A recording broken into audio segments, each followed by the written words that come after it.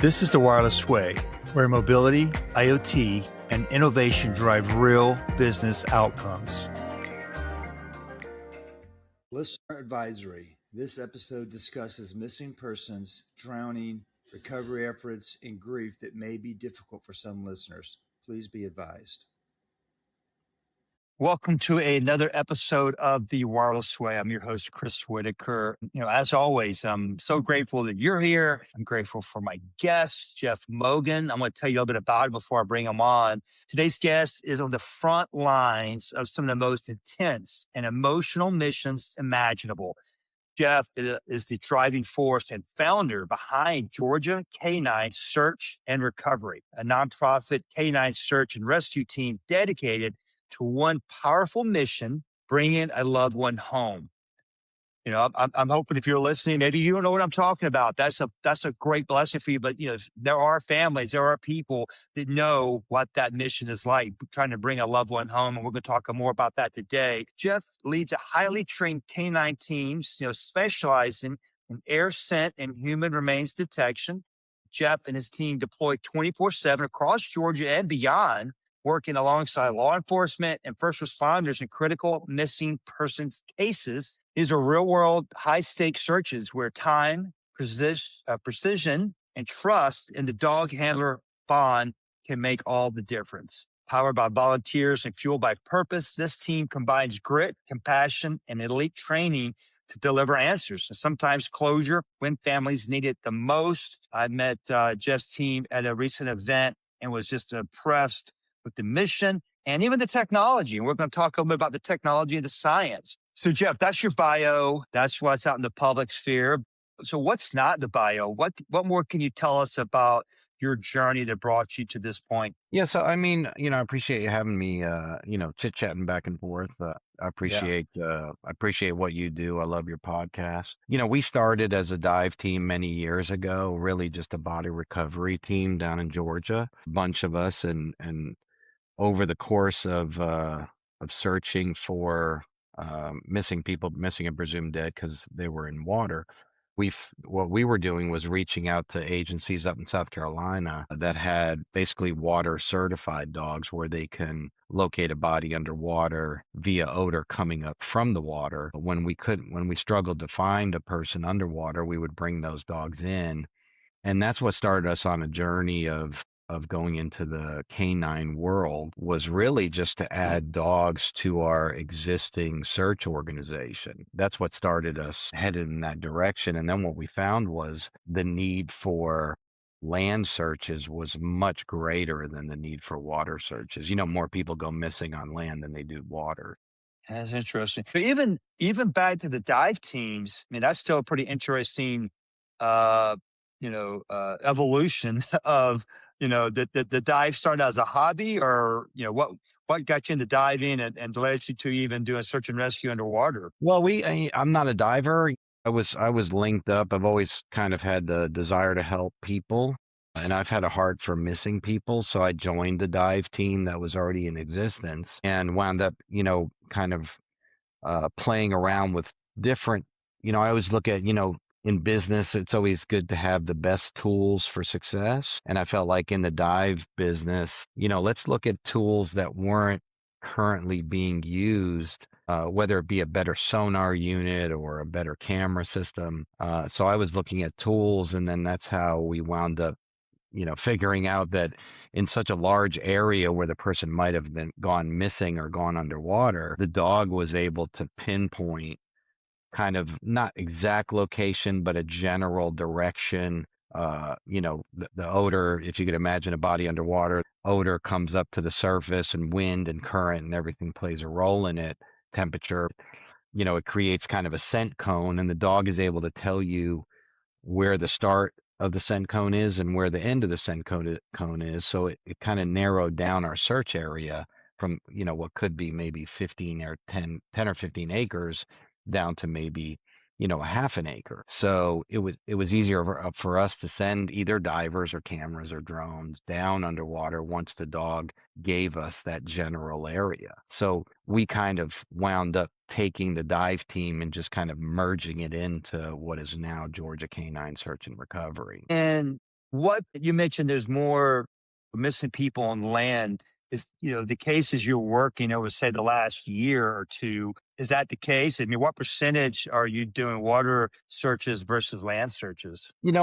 The technology, and your podcast is very technology oriented. Yeah, Technology for underwater has come a long way. Where it used to be you send a diver down to look for a body, and the diver would have to search either by eyes or his hands to see where the body is. But now with underwater drones and sonar systems, with 3D imaging and everything on boats, you could almost look at an image underwater with sonar and see a yeah, body yeah. based on imagery, and then you could send a drone. It's very rare that a diver would go down and retrieve a body because you have drones that have grapples on the end of them, and they could take the body up to the surface for the divers. And it's also very risky, sending a diver down 60, 80 feet underwater. There's tons of risk in that. So when we would bring the dogs in when we didn't have an area to search, because even if you're searching by drone or sonar, it takes forever to search, 8, 10 acres worth of water. It might take 3, 4 hours to properly search that with sonar. And the dog can do it just based on odor. So you can move a boat at 2, 3 miles an hour, and pick up an odor coming from the bottom. Right. We didn't discuss this pre-show, but we talked enough. I know you can kind of go with me here. Another topic. I love technology. I love people. Love the outdoors. Love dogs, which is attract me to your team's booth at the boat Mhm. show. But I also love mental health. Mental health is a big deal for me. And you mentioned I can there's such a thing as PTSD or trauma for divers that are in the business of recovering, you know, dead bodies. I mean, that just seems to the average person, that's got to be pretty traumatic. Or is it a case where they're kind of acclimated, they're trained for that? I mean, is that ever a topic with your team? It's always a topic. One of our guys ran a dive team for one of the local sheriff's department for 15, 16 years. He's recovered a bunch of people underwater, and we do have people on our team where, they've kind of done their duty, and they've hit their limit. When you pull up somebody from underwater or even on land, there is that sense of, I don't want to see the victim because it affects me. People make fun of me because they feel like I don't have a heart, because this is about as excited as I get. It doesn't matter whether I'm next to a dead body or not, but somebody needs to do it. So I'm able to channel it into a different direction now. That may change, 5, 10 years from now. I have no idea. But there are guys on our team where they've done their number that they've exceeded, and won't- they won't play a role in the recovery of the body, but they will play a role in the search for where the body is. So their expertise, uh, helps us in locating the body, but then they'll kind of take themselves out of the equation when it comes to the recovery of the actual person. Right, right. And we started this conversation talking about search and rescue on the lake, and I met your team at Lake Lanier. Again, another topic I didn't run by you at the beginning, but I mean, Lake Lanier's got a reputation, right? I mean, I've been boating there about 15 years, and every time I bring someone from out of town or out of state, like, oh, so this is the famous haunted lake, Lake Lanier, and I'm like, well, it's a big body of water, and you got a million people visiting in a 90-day window. Unfortunately, things happen. Does that? I imagine. What's your opinion or thoughts around Lake Lanier? And is it a dangerous lake, or is it just a big body of water? Do you have a lot of people drinking and maybe not making good decisions? Yeah, I mean, I think when you have, lots of boats, lots of, water sports, lots of alcohol, I always tell people, we've never recovered a body that had a life jacket on. So, a lot of the calls that we would Mm, go to at Lake Lanier, not only Lake Lanier, but we go to a lot of different places, there is a lot of times alcohol or just really not using your best judgment. A lot of calls we would go on is somebody trying to swim from one area to another. People don't realize that, in the ocean, because of salt water, your buoyancy is a lot better. It's easier to stay up. In a right. lake, it's not so easy because, the water is not salt water. So you think you could swim pretty far because you might have been able to do that in the ocean. But when you get to the lake, you look across and you'll see land. Well, you think you could swim to that land, but if it's a half a mile away, you may struggle. Right. We've gone to many calls like that. Part of the reason why I love the fact that we switched to dogs is, all of the searches that we were doing for a number of years were recoveries. We didn't when by the time we were called or by the time we got there, law enforcement and other agencies, emergency management had already been there. So every job we went to, you were recovering somebody that wasn't alive anymore. I love the canine part of this because now we can recover people, actually recover them alive. So, Yeah. 90% of all the searches we will go on will be land-based searches using the dogs. Wow. So, we get the opportunity to bring people back alive. We had two last month in different parts of Georgia where they were both alive.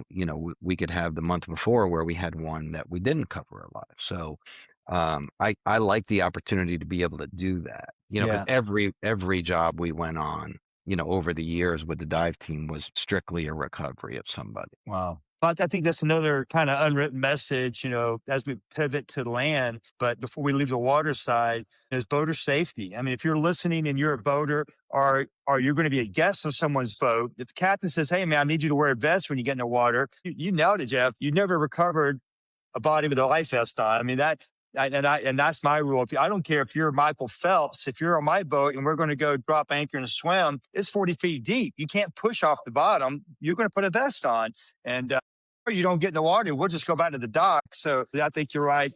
Boaters and guests of boaters, yeah, We'll be right back. Imagine the power of a single cell phone, just one small device destined for more than just calls. I'm talking about cell phones for soldiers. Your retired phone can be a lifeline for veterans and heroes truly in need. Since 2004, this remarkable nonprofit has transformed over 25 million donated phones into more than 450 million free minutes for service members and veterans, reconnecting them with the voices that mean the most. Your donation is kindness in action, reducing electronic waste and empowering those who served. Each device helps fund urgent communication, calling cards, and programs that rebuild connections, restore hope, and unlock new opportunities for veterans. Check the drawer. Your unused phone could make an extraordinary difference.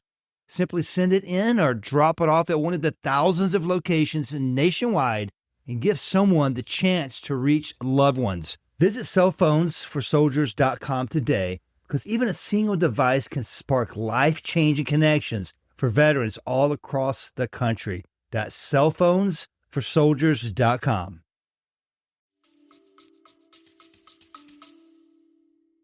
Well, bring a float with you, but also, we have been to calls where a person, the captain of the boat would jump off the boat to retrieve something, and wind and current might have taken the boat too far, and the other people that are on the boat don't know how to drive the boat to get it back to the person, right? So wow. Yeah.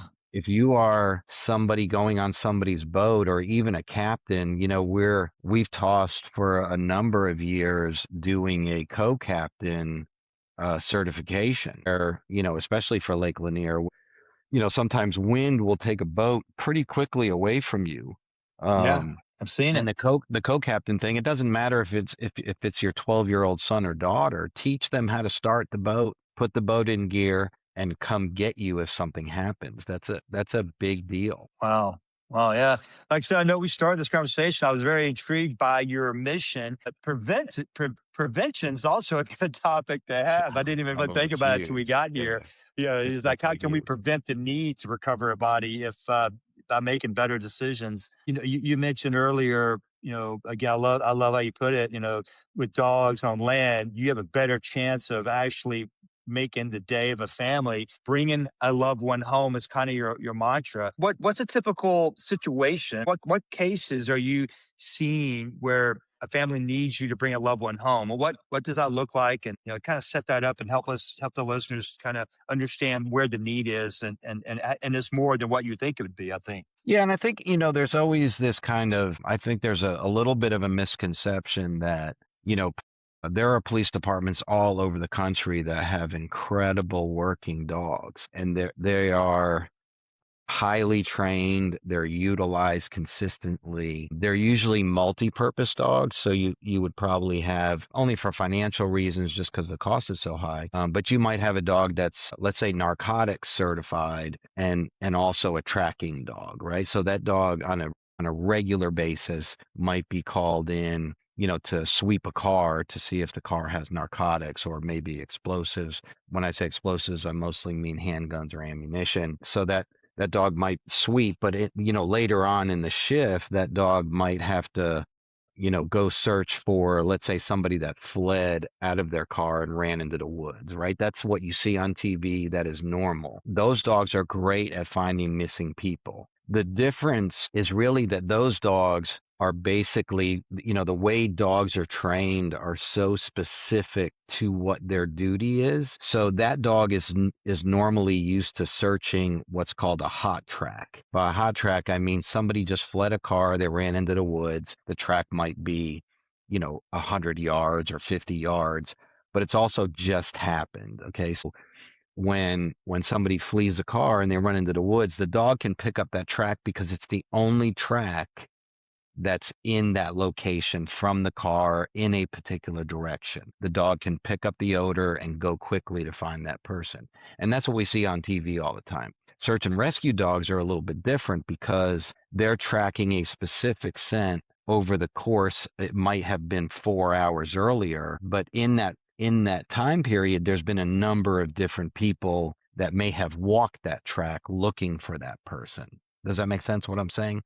Oh yeah, I can see the difference. Yeah, yeah. Yeah. So in the search and rescue world, so what happens for us to deploy, very normal is, a call goes into 911. My son or my daughter or my elderly parent had walked away, and I don't know where they are. Law enforcement responds. They may put a dog out, and certainly some people out, and they'll start searching. And they hope within, let's say 45 minutes or an hour, they're able to locate that person. But after that 30 minutes to an hour, that department is already thinking, okay, well, the dog is only going to search for maybe 20 or 30 minutes anyway. So now we need to bring somebody else in. So that would be typical for them to then, hit the call button over to us and say, hey, this is what we have. And then they can go ahead and put search teams out there, because our dogs, when you switch over to the search and recovery or search and rescue side of canine handling, you're basically talking about dogs that are only trained to search for missing people. They don't have the narcotics or the other detections in their repertoire, so to speak. And the way we train search and rescue dogs is to be very scent specific over a longer period of time. So in the case of somebody that wanders, the normal process for us would be we send out what's called a tracking dog or a trailing dog. We give them a specific scent, and they will search for that specific scent. You can all have search people out on the ground in the same path, but the dog is specifically trained only to find that particular odor you've given them. So once the 8 or 9 hour period has completed, then we would move to different, to dogs that are trained with other, other tools in their toolbox, so to speak. So we would switch to like air scent dogs. Air scent dogs are either trained specifically on a particular scent, or they are trained to find any human odor within a particular area. So it could be just a human odor, like somebody dropped their keys or somebody left a shoe. It's any human odor within a particular area. And we usually put those out for past the 9 hours. We would put those out for another 4 or 5 hours. And then we would start mixing other dogs into the mix. Picking the right dog for the right application is something we spend tons of time. And preparing, I did a little research and reading. It was, one of the questions I was thinking is, what's the difference between air scent and HRD, and what does that mean? So air scent dog, tracking trailing dogs and air scent dogs are strictly trained on live person. HRD dogs are human remains detection dogs, or what people would commonly know as cadaver dogs. Okay. Human remains could be, well, let's talk about the other first. If you're searching for a missing person that using an air scent dog that is alive, and you come across the person is deceased, the chances are that dog is not going to tell you that that person is there. Does that make sense?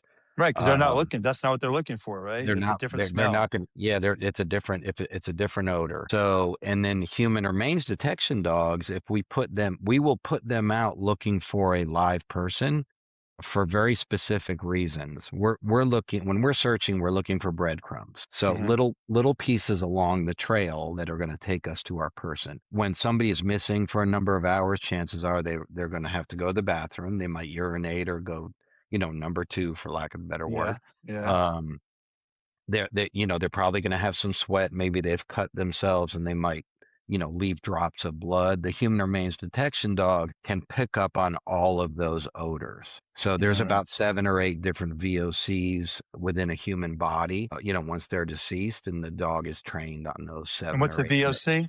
It's basically that particular smell. Okay. Okay. It Scent. could be Okay. tissue, it could be bone, it could be blood, it could be, if Got it. you're, we've had in the past, just as a joke, we had in the past, we were on a search in the mountains once, and we had a number of deputies with us, and we were going through a lot of brush. And at one point, one of our dogs turned and went to the deputy and sat next to him.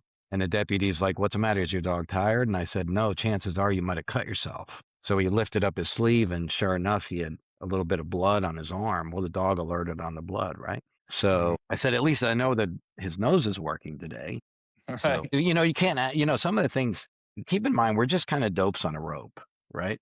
I Yeah. mean, that's the best way to describe a handler is, we're just a dope on a rope. So we're following the dog, and it's our goal, to just listen and see and watch their changes of behavior so that we know whether they're on something or off of something. The way they search is so awesome to watch. It's incredible what they can pick up on. It just takes a long time to train these dogs, and it's probably expensive, right? I mean, how long does it take to have a dog go from never doing it to going out on a mission? What's that window look like? And is it recurring content? I mean, imagine is there like reinforcement training along the way? Yeah, so I mean, you have to have a specific kind of dog. You can't just take a normal house pet and say, I want to make you into a search dog. I mean, I shouldn't say that. You can, but you first need to start out with a dog that has just an enormous amount of drive. So they want to get somewhere. They're excited about certain things. If they're excited about a particular toy that they love to play with, that's a great way to say, "Oh, okay, I can get you to work for that toy." It's kind of like their paycheck, because that's what their paycheck is. No dog is paid dollars, obviously. They all go to work because they get a particular paycheck at the end. So, and when they find something, they get whatever that paycheck is. It could be a ball, it could be a tug. It's rarely food. So it's usually a toy that they like. If they have drive for that particular toy, that's what we say, "Oh, okay, so you've got good drive. Okay, now let's move you into searching." And basically what you're doing is starting them on odor, and teaching them that if they go to that odor, they're going to get paid. From the time you might get a dog that we call it green, meaning they only have drive, but they don't know anything else, to the time where we can get them certified, it could take 6 months to a year easily. People say, well, you're not searching all the time. You are training your dog probably 2 to 3 hours every single day of the week, 7 days a week during that. It may not be you're out there searching for something, but you're consistently working with that dog. I would say, each dog that we have on our team, we have about 11 dogs on our team total, through different handlers, volunteers, because, without them, we wouldn't be here. I would say each person has probably 20 or $30,000 in their dog between, time and the cost of the dog, the amount of food, the amount of kennels and things you have to buy. Each dog is probably around 30,000. Wow, that's a big commitment. I wanted to ask you about that. I mean, is it difficult, first of all, to have volunteers that have these resources or skills, and what kind of commitment does it take? And there are different levels of volunteers. Maybe people that I don't know answer phone calls or actually go out and searches. I mean, how do you classify commitment levels and different types of volunteers? Within our organization, we have probably around 6 handlers, and we're adding people all the time. 6 handlers and their dogs, and you have to have obviously a big level of commitment to want to do this. Um, and some of them might have lost a loved one, and this is their way of, healing with that. So they come from all different backgrounds. They come from all different walks of life. Once, we have canine volunteer handlers. We have what's called flanker volunteers and people that are with us with the dog. Their responsibility is strictly to worry about the handler and the dog. And you keep it. I'll give you an example. If we're on a search, the handler is responsible for the dog. So if we're on a search, something happens to the dog or something happens to the handler, the dog is the number one priority. So we have in our SOPs where if something happens to the handler, the flanker or the assistant is now responsible for taking care of the dog, getting that dog back to its vehicle or whatever, and then taking care of whatever injuries the handler might have. The dog always comes first Wow, because it can't fend for himself, right? that's right. So we have volunteers that will go out with us. We have volunteers that don't want to, maybe be around that type of search environment. So they may be just the person that's at the command center watching the dogs that are waiting to go out because they have to sit in vehicles, making sure temperature is good. If it's hot out, they have to monitor the AC, make sure the dogs have water, that they go out. We have volunteers that strictly clean equipment when we come back. We have other volunteers that play with the dogs at their home environment so that the dogs, because they want to volunteer, but they don't want to be out on a search with us. Everybody's level of commitment is completely different, and we're beyond thankful. We probably have about 35 volunteers on our team. Without them, we wouldn't have a team at all. There's so much to do when you run an organization. Wow. So if someone's listening, wanted to help, whether it be volunteering or supporting, imagine if someone could maybe monetarily support, make donations. What else? What's the most important thing they should know? Well, we will deploy, like us being in Georgia, we will deploy probably about 40 to 50 times this year.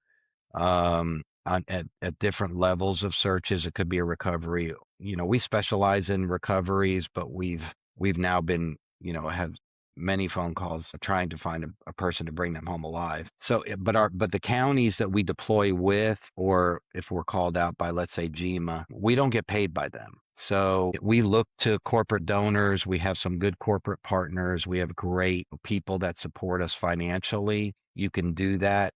We would love it if you do that. Corporate sponsors are great for us because we get their name out to every place we are.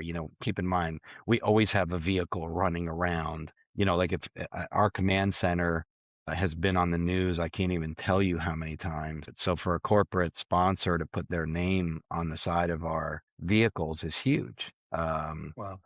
You might get 10 different news agencies out there. That's one way to sponsor us. You can donate, could donate water to our organization. Home Depot is an awesome place for us to go when we need cases of water, or different tools or whatever. We just go into any Home Depot and they will give us what we need. They're awesome partners of ours. You can donate on our website financially to support an individual dog that you might like. So that dog has to eat every day. That dog requires a couple $1,000s worth of things every year between food and possibly some vet bills and stuff. Or you could volunteer, and you can do that all on our website. Fantastic. And check the show notes. I'll have a link to their website. And, before we start to land the plane, I wanted to ask you, again, we touched on some technology, but you had this one kit, this one pack at the event that I saw you guys at. Tell us a little bit about that and why that's important to know about. So we came up with the Life Track pack. Our dogs are trained on particular odor. When we go to a search, let's say for I'm just going to throw out a number, 84-year-old female with dementia. When we go there, we have to have a scent article. Without the scent article, the dog doesn't have any idea what he's searching for. And many, many, many times when we go to a search, trying to get an article that's not contaminated with something is so important to us. So when we go to a person's house and we're looking for a shirt, that shirt may have another dog, maybe have laid on it. I'm sure it has got laundry detergent on it. It might have pizza sauce from dinner the night before. It's contaminated with all kinds of things. Now, I'm not able to tell the dog, key in on only the person's scent and not the pizza sauce, right? So he's picking up on an odor. When he goes and searches, we want him to have the specific odor. So what we've done is we've come up with what we call is the Life Track pack, which is basically a kit where if you follow the directions the way they're supposed to be done, you can get a loved one scent today while things are calm. You can get their scent today, and in a special storage bags that we use, it will keep that specific scent for about 10 years. So it has all kinds of other things in that pack. It's got a USB drive where you can put points of interest where that person with dementia might have worked, 20 years ago, because that they would remember.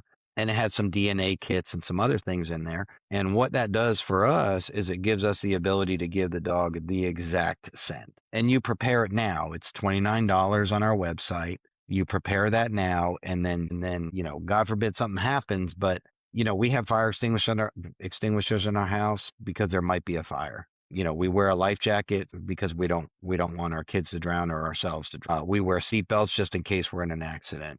Nowhere on the planet do we ever prepare for people going missing. That part I don't understand, but I think 460,000 kids will go missing in the U.S. this year. Now, not all of them are lost or wandering, but some of them are. So the numbers are big. Wow. Best tool for us to bring your loved one home is giving the right tools to that particular search organization. It's not for our dogs, it's for every dog. Every dog is trained the same way. Fantastic. So yeah, as we wrap up, is there anything we have not covered you want to share, or any last words you want to leave us with? No, I just think, I think it's important for us to start looking at, what is the best way to help bring missing people home quickly. Keeping, technology is great, but it's limited by, by cell towers. It's limited by location. And it's also, there are like people that go missing, there are sensory issues. So they may not have a GPS. They may have left with a GPS, but with sensory issues, when you go missing, the stress of yourself is so big, you might throw the GPS watch away. You might rip it off your neck or something, so that's part of the reason why we came out with the track pack. But, technology is awesome, but it's also limited by the user. So, a dog is always going to be right. They never lie. They've never been taught to lie. So, whatever tools we can give them, whatever information for people that are listening that have a heart for this, reach out to an agency like ours or ours and say, how can we help? Let's limit the number of people that were recovering not alive and start looking at better tools to bring them home quicker. Oh yeah. It's funny. I didn't even intend to bring in this up, but it kind of makes sense to mention it. In my day job, I'm kind of a technology, IoT, Internet of Things advisor, and yeah, there's senior living communities where you mentioned the watch or the fob that goes around the neck, or even if it may look like a brooch or a pendant, but it has some type of tracker in it. And so that prevention and having a plan, because it's possible for either someone with that dementia, Alzheimer's, or that young toddler that we hear about. I'm hearing stories of people getting the Apple AirTags and sewing it into the liner of the kid's school backpack, for example, or the bottom of their shoe. And so, yeah, I think it's a topic that, as a father and a grandfather and the son-in-law of the mother-in-law that is having some of those dementia issues, it's a topic we don't want to talk about because it's not pleasant, it's uncomfortable, and you just like this is can't ever happen. So Well, the numbers speak for themselves. 70% of people with dementia will wander at least once. 65% of kids with autism will wander at least once. It's not an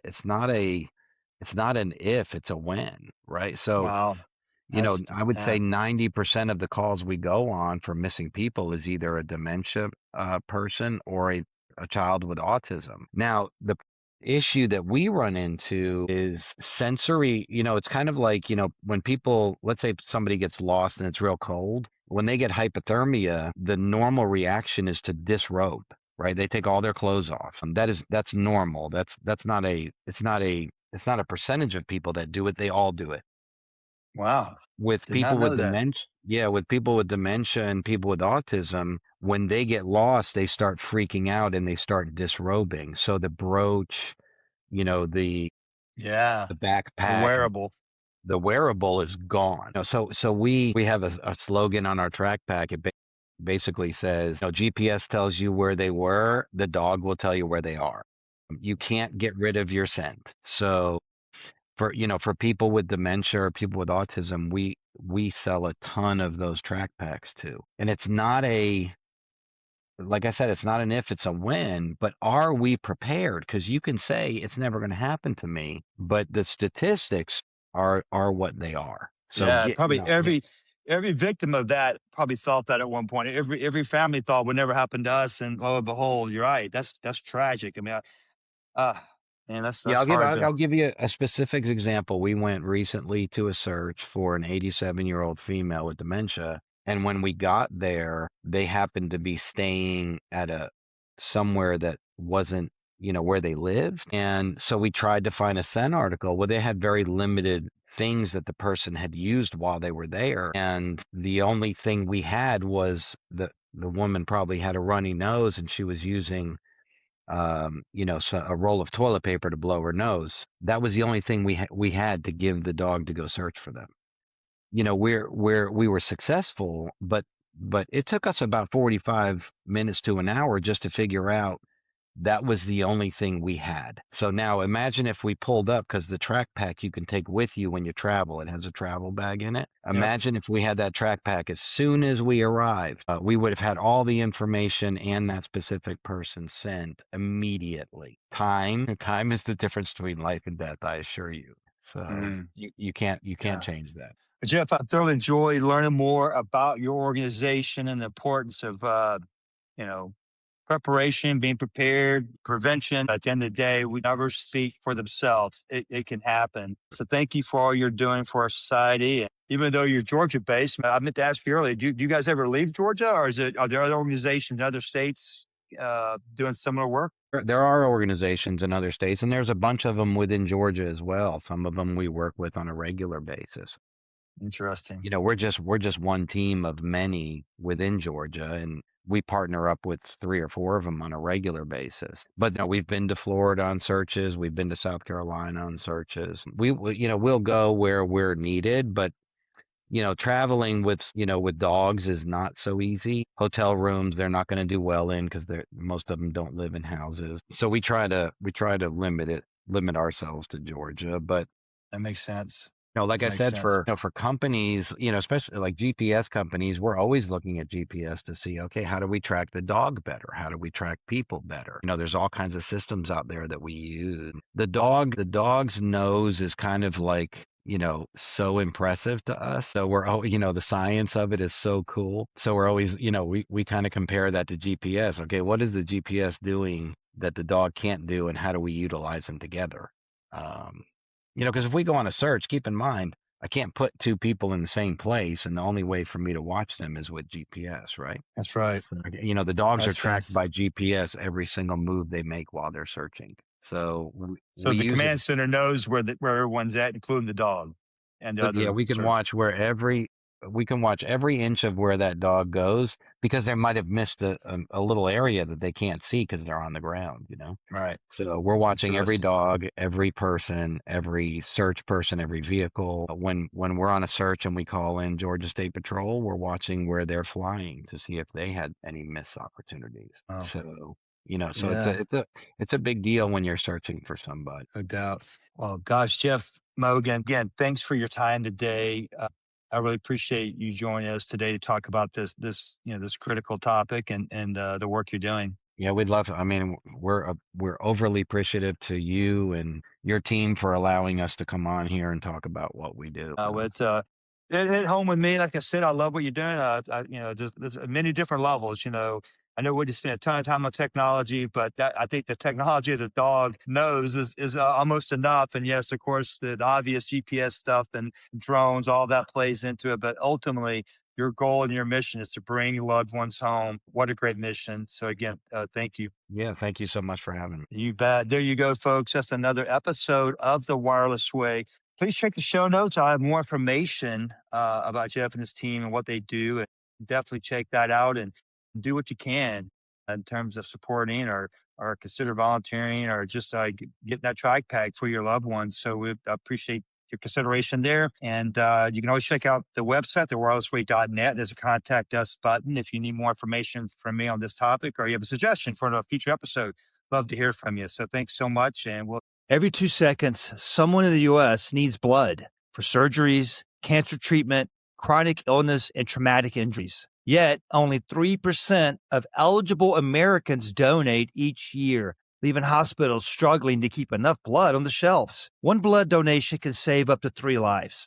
With your help, we can make sure life-saving blood is ready before it's needed. If you're healthy and able, please roll up a sleeve and donate. Visit redcrossblood.org or call 1-800-RED-CROSS to find a drive or donation center near you. Donate blood saves lives. It's easy, safe, and one of the most generous things you can do.